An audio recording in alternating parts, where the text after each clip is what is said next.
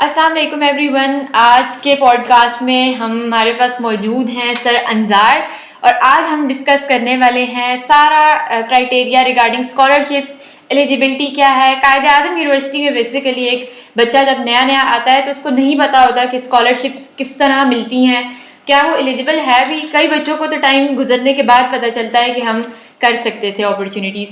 तो चलते हैं अपनी डिस्कशन की जानिब और हमारे साथ मौजूद है सर अंजार। सर, अगर आप अपना इंट्रोडक्शन करवाएं। Thank you ma'am. सबसे पहले तो मैं अपना बताना चाहूँ कि मेरा नाम अंजार अहमद है। मैं यहाँ पर as manager student financial assistant के तौर पर काम कर रहा हूँ। इसके अलावा जो मेरी क्वालिफिकेशन है, करंटली मैं PhD कर रहा हूँ कायदे यूनिवर्सिटी से, तो भी मेरा थीसिस इन प्रोग्रेस है। अब हम चलते हैं स्कॉलरशिप से रिलेटेड। बड़ा इंपॉर्टेंट आपका टॉपिक है जो कि स्टूडेंट को काफ़ी सारी information at the time of admission नहीं मिल रही होती। तो ये जो आज का आपका पॉडकास्ट है ये बहुत रिलेटेड है और मैं आपको अप्रिशिएट करता हूँ कि आप इस तरह के इनिशिएटिव लेके यूनिवर्सिटी के जो स्टूडेंट्स जो अभी आ रहे हैं या मौजूदा स्टूडेंट्स हैं उनके लिए आप इंफॉर्मेशन प्रोवाइड कर रहे हैं। अब बेसिकली अगर हम बात करें तो स्कॉलरशिप की, सबसे पहले तो ये है कि admissions at the time of admission कुछ यूनिवर्सिटीज होती हैं कि एडमिशन से पहले उनकी स्कॉलरशिप उनको अवार्ड करते हैं, मगर हमारे यहाँ ये होता है कि एडमिशन जब ऑफर होते हैं, एडमिशन सिक्योर करता है, उसके बाद हम डिफरेंट स्कॉलरशिप ऑफर करते हैं। अब अगर हम BS प्रोग्राम की तरफ चलते हैं तो BS प्रोग्राम में हमारा जो मेन स्कॉलरशिप होता है HEC नीड बेस है। HEC नीड बेस बेसिकली हम फॉल में ये जो हमारा फॉल सेमेस्टर होता है उसमें अनाउंस करते हैं। उसका क्राइटेरिया ये होता है कि बेसिकली जो HEC नीड बेस है उसमें वो प्योरली ऑन नीड बेस, उसमें हम मेरिट को फॉलो नहीं करते, वो प्योरली नीड बेस होता है। उसमें स्टूडेंट्स हम जब ऑफर करते हैं, स्कॉलरशिप अनाउंस करते हैं, डिफरेंट सोशल मीडिया पेजेस पे सर्कुलर करते हैं, व्हाट्सएप ग्रुप में करते हैं, हमारे फेसबुक पेज है वहाँ पे अनाउंस करते हैं स्टूडेंट्स को इंफॉर्मेशन के लिए। स्टूडेंट उसकी एक डेडलाइन होती है, उसके अंदर हमने अप्लाई करना होता है, उसकी डिफरेंट रिक्वायरमेंट्स होती है वो जो हम साथ साथ शेयर कर रहे होते हैं। अब ये है कि इसके अलावा जो ये एक मेन स्कॉलरशिप होता है BS लेवल पे जो 4 ईयर्स तक चलता है, from first semester to 8th semester, regular program के लिए होता है। और इसमें एक और चीज़, जो वो स्टूडेंट सेल्फ फाइनेंस पे एडमिशन लेते हैं उनके लिए हमारे यहाँ स्कॉलरशिप नहीं होती। ये कि अगर बहुत सारे स्टूडेंट जब एडमिशन ले चुके होते हैं उसके बाद वो आते हैं कहते हैं हमारे लिए स्कॉलरशिप क्यों नहीं है।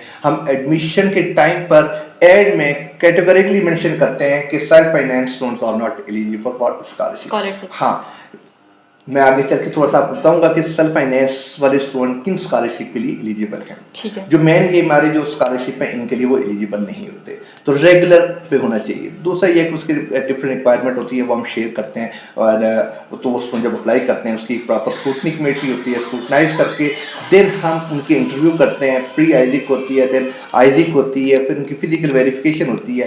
वेरिफिकेशन के बाद फिर हम अनाउंस करते हैं। एक पूरा पैनल बैठ पूरा एक पैनल, इसमें HEC की तरफ से भी हमारे मेंबर और हमारे एक्सटर्नल मेंबर भी होते हैं। एक अच्छी खासी बड़ी कमेटी होती है, यानी कि 2 फेज में इंटरव्यू होते हैं, प्री आइजिक होती है, फिर उसके बाद फाइनल इंटरव्यू होते हैं। अब हम अगर बात करें इसमें सिलेक्शन का, वंस जब स्टूडेंट सिलेक्ट हो जाता है तो वो उसकी जो ड्यूरेशन है वो 8 सेमेस्टर तक है। इसमें बेसिकली स्टाइपेंड और ट्यूशन फी कवर होती है। तो मोस्ट ऑफ द टाइम इनके स्टूडेंट्स की जो सेमेस्टर की फी है वो थ्रू स्टाइपेंड और ट्यूशन फी कवर हो रही होती है।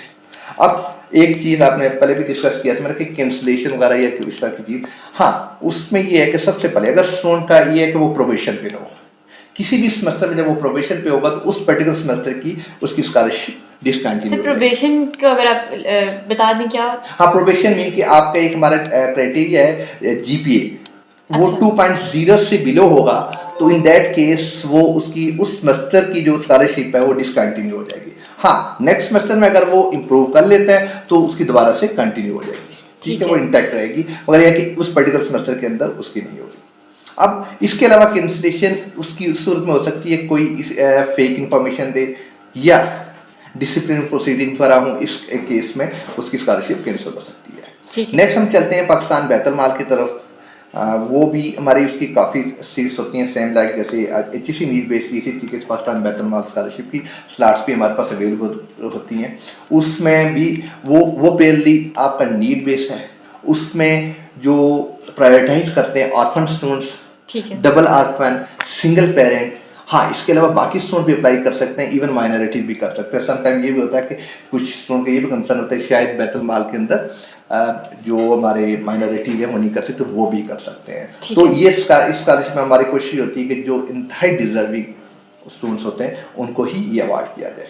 और सर एक पीफ स्कॉलरशिप का नाम भी मैंने सुना है, उसके बारे में भी अगर आप जी जी, अब हम चलते हैं ये नेक्स्ट स्टेज में पीफ स्कॉलरशिप वो एमफिल एमएस प्रोग्राम के लिए। तो इसके अलावा हमारे यहाँ अभी राइट नो एक एहसास स्कॉलरशिप जो आजकल मेनली इनकम सपोर्ट प्रोग्राम के तहत है, जो कि लास्ट 2 ईयर्स से अभी तक अनाउंस नहीं हुआ। इससे पहले हमारा वो एक बहुत बड़ा स्कॉलरशिप था जिसमें इनके रेसिपिएंट 400 500 सेमेस्टर में भी हम स्टूडेंट्स को अवार्ड करते हैं। एक अच्छा, बहुत अच्छा स्कॉलरशिप था। हमारी ये गवर्नमेंट से रिक्वेस्ट भी होगी कि दोबारा से इसको कंटिन्यू करें ताकि हमारे बहुत सारे स्टूडेंट्स, क्योंकि कायदे यूनिवर्सिटी वो एक वाइड यूनिवर्सिटी है जो फेडरल चार्टर्ड यूनिवर्सिटी है, पूरे पाकिस्तान से स्टूडेंट्स यहाँ पे आते हैं। एक वाइड यूनिवर्सिटी है जहाँ से बलोचिस्तान से भी स्टूडेंट आ रहा है, जीपी से भी आ रहा है, इधर नार्थ वाली साइड पे अगर हम केपी की बात करें, साउथ पंजाब, तो एक हमारे पास एक हम्बल बैकग्राउंड से स्टूडेंट्स आते हैं। तो हमारे यहाँ जो स्टूडेंट हैं उन्हें स्कॉलरशिप की अशद जरूरत होती है। वो कि हम कोशिश तो कर रहे हैं कि स्टूडेंट्स को मैक्सिमम स्कॉलरशिप दें, मगर एक नंबर ऑफ स्टूडेंट्स ज़्यादा हैं, नंबर ऑफ हमारे पास स्कॉलरशिप बहुत कम है। इसके अलावा बीएस लेवल पे हमारे यहाँ कुछ इंडोमेंट फंड भी इंडिविजुअल भी बने हुए हैं, वो भी हम अवार्ड कर रहे होते हैं। जैसे मिस्टर मिसिस अमीर अहमद सिद्दीकी स्कॉलरशिप है, इसी तरीके से अराउंड 20 to 30 हमारे पास इंडोमेंट फंड है। ठीक है, उसका भी एलिजिबिलिटी क्राइटेरिया? हाँ, उनका कुछ स्पेसिफिक है। जैसे मिस्टर अमीर अहमद सिद्दीकी वो स्पेसिफाई फॉर फीमेल है, ठीक है, फीमेल एजुकेशन को प्रमोट करें। इसी तरीके से डिफरेंट हमारे साइंसेस से रिलेटेड डिसिप्लिन के अंदर हैं, रेजिडेंसी की स्कॉलरशिप्स हैं, लाइक इसी तरीके से काफ़ी सारे हमारे स्कॉलरशिप हैं जो कि, मगर उसमें नंबर ऑफ स्लॉट्स हमारे काफ़ी कम होते हैं। 8 to 10 होगी, 15 होगी, वो वेरी करती है। तो ये बीएस लेवल पे हमारे हाँ इवन कि सर ग्रांट्स भी हैं, जैसे फर्स्ट सेकंड थर्ड पोजीशन के लिए ग्रांट्स मिलते हैं। जी जी, अब उस तरफ आते हैं। अब यूनिवर्सिटी क्या पे कर रही है? यूनिवर्सिटी हमें यानी डिस्टिंक्शन यानी कि फर्स्ट सेकंड थर्ड पोजीशन पे जो भी स्टूडेंट्स हैं उनको हम मेरिट स्कॉलरशिप अवार्ड करते हैं। ये हर सेमेस्टर में अराउंड जितने भी हमारे प्रोग्राम्स हैं उन तमाम प्रोग्राम के अंदर जो बीएस लेवल पे हमारा ये डिस्टिंक्शन मेरिट स्कॉलरशिप हम अवार्ड करते हैं। इसके अलावा अगर हम बीएस की बात करें, बीएस में मैंने आपको बता दिया कि इसके अलावा इंडिविजुअल लेवल पे कुछ वर्कर वेलफेयर फंड को इसी तरीके से डिफरेंट एसोसिएशन होती हैं वो दे रही हैं। ए से एलुमनाई की तरफ से एकेडमिक स्टाफ एसोसिएशन है, उनकी तरफ से भी स्कॉलरशिप है। गो के यूनिवर्सिटी ये कोशिश कर रही है कि हमारे जो भी रेगुलर पे जो स्टूडेंट एडमिशन ले रहे हैं मैक्सिमम 40 to 50-60% हम हमारी कोशिश है कि उनको स्कॉलरशिप अवार्ड करें। हम इसको इंशाल्लाह with the passage of time इसको और इन्हेंस करेंगे। इसमें एलुमनाई को हम साथ मिला के कोई ड्राइव वगैरह भी इस तरीके से हम स्टार्ट करेंगे कि तमाम तर हमारे स्टूडेंट्स जो भी नीडी स्टूडेंट उनको स्कॉलरशिप मिल सके। अब हम चलते हैं एमफिल एमएस लेवल पे। वहाँ पर जी पीएचडी जो यूनिवर्सिटी देती है सबसे मेन चीज़ है हमारे यहाँ एमफिल एमएस लेवल पे फेलोशिप है। फेलोशिप में एमफिल एमएस में 2 क्राइटेरिया है। उसमें परसेंटेज पे है कि इतनी परसेंटेज 75 से लेके 85% तक एक स्लॉट है। उसको हम 3000 पर मंथ देते हैं और जो 85% एंड अबव है 4000 पर मंथ। ये अप्रॉक्सीमेटली अमाउंट बन जाती है 14-15 फॉर कैटेगरी 1 एंड कैटेगरी 2 बन जाती है 18 तक भी बन जाती है। सेम लाइक एमफिल लेवल पे हमारे पास पीफ एक अच्छा स्कॉलरशिप है, पंजाब एजुकेशन एंडोमेंट फंड की नंबर ऑफ स्लॉट्स हमारे पास काफ़ी हैं। लास्ट टाइम 96 थी, इस बार उन्होंने 278 इनहेंस कर दी थी। तो ये एक अच्छा स्कॉलरशिप है और काफ़ी मैं अगर एमफिल लेवल पे देखा जाए तो बहुत अच्छा स्कॉलरशिप है। इसमें मीन के स्टूडेंट्स की हॉस्टल प्लस स्टाइपेंड प्लस उनकी यूनिवर्सिटी फ़ी वगैरह सारी कवर हो जाती है। तो मेरी स्टूडेंट से ये रिक्वेस्ट होगी कि एक तो सबसे बड़ा इशू जो मैं इस ऑफिस को लास्ट 1 ईयर से देख रहा हूँ, स्टूडेंट को इन्फॉर्मेशन नहीं मिलती।